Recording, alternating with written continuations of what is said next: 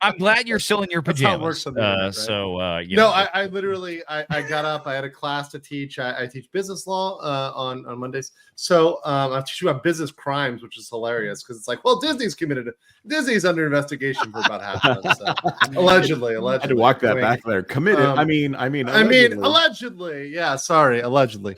But no, it's good to be on with you guys, and it's kind of like I said, and I said this last night on my stream when I was talking about this, and you've said this before.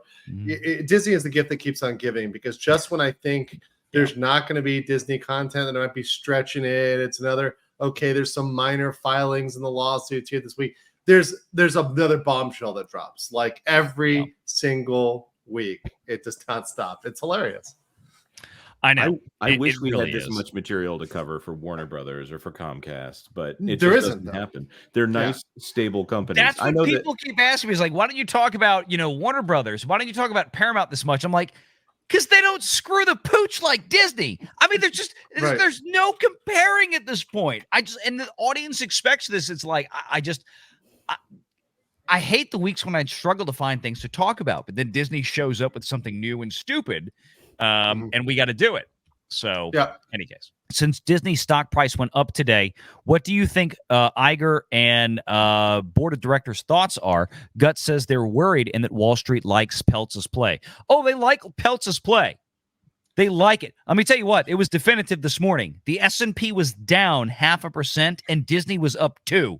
I don't know. Disney never has a negative beta that hard. Yeah, I guess you're right. Yeah, I mean, but the thing is, if you look at don't think that the trend has changed for them though, because I think in terms of like an overall trend, if you look at zoom out, because the problem is a lot of people will zoom in, right? So you'll look at like the 5-day or the 1-day chart, right? You got to back that. You got to back that bad boy out, right? Back it out to like a 6 month or a year to date. And I'm just talking about the guttural reaction to Peltz. The guttural reaction. Yeah, the guttural reaction, the instant reaction, like you said, Andrew, that was very positive. People were, because literally the S&P and the Dow were both tanking. They were both down about, I think the Dow was down 1/4 point, 25 basis points. The S&P was down about 50 bips. And Disney was up like nearly 200 bips. Like, well, that's, and everybody on Yahoo Finance, including Yahoo Finance themselves, the street, Motley Fool, everybody's like, well, here's your Peltz effect. Because people know, it's like people have been waiting for Disney to do something. Anytime that the investment audience out there perceives not necessarily a positive change, but they perceive a change.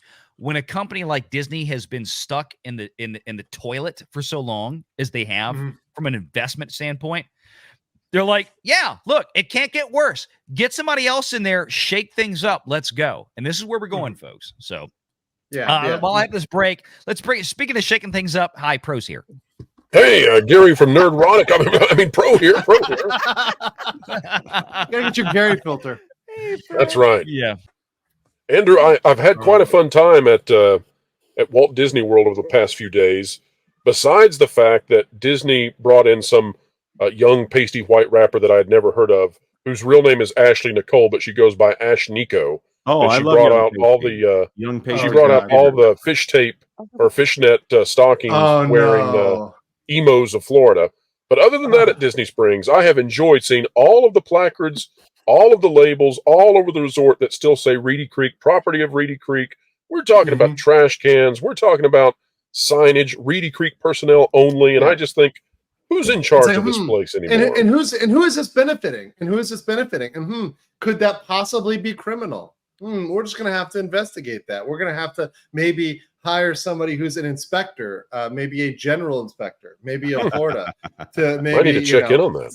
See whether there's any crimes that are committed here. No, it's percolating, and I'm just waiting for the other shoe to drop, because certainly that's something that I imagine that Peltz is looking at in terms of assets and liabilities. We have a massively understated legal liability here that I think any investor who's got a couple brain cells is like, yeah, we can get rid of that tomorrow. So let's clear those liabilities off of the balance sheet. How much do we think that report, the report that talked about the stupidity of the hippos and the two shower bobs and all that, how much do we think that report lit a fire under Nelson Peltz, and he decided, I am dealing with kindergartners? Like, there's this facade of Disney, and behind it is a daycare. Yeah. That article was a 12,000 word master's thesis on why this company has been so poorly and pettily run. Speaking of petting hippos, these people coming after each other because their voices aren't heard in meetings that go on for hours. That Bob Chapek dared to want to study the material without Bob Iger standing over his shoulder, and that's when Bob Iger knew that Chapek was not going to work out. That was the most amazing thing. And look, let's remind everybody out there listening and watching right now that what was the one thing that the very clear thing that people like Nelson Peltz, Bob Chapek, and Ike Perlmutter, formerly of Marvel Studios, who Disney also ran off after they got rid of Nelson Peltz, what were they fearful of? Bob Iger returning. That was made abundantly clear. They had an innate fear of Bob Iger coming back to Disney, and he did it.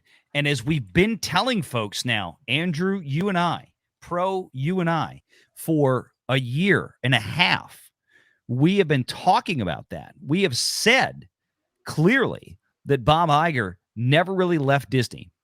He was still there. He still had his 2 showers a day in the C-suite, right? Mm-hmm. He was still there working behind the scenes at every step of the way to undermine Bob Chapek. Every single step of the way, to the point where he was even tweeting out when the Florida House bill thing broke. When Bob Chapek said, "We're not getting involved as a company. We don't belong in politics." Chapek made that statement very clear, and Bob Iger cut his legs out from under him after everything you just said about the whole thing about how he wasn't listening to what Bob Iger was telling him on the plane ride back. He wasn't being included in the meetings with Christine McCarthy and Chapek, and Bob Iger was getting angry. He just, it's like somebody, Bob Chapek felt like he was getting sandpaper rubbed across his nuggets. All right. That's the bottom line. And he is a very, very jealous man. He is a man of enormous ego, and he can't handle that. I mean, that's the narcissism of Bob Iger. That's the problem. I now wonder if he sent the tweet from the shower. I think he may have. In between the shampoo and conditioner phase. Mm-hmm. Don't you do not mock his oily scalp. Don't you do it. Yeah. Make sure you're subscribed to Valiant Renegade and join us every Sunday at 6 p.m. Eastern for the live show.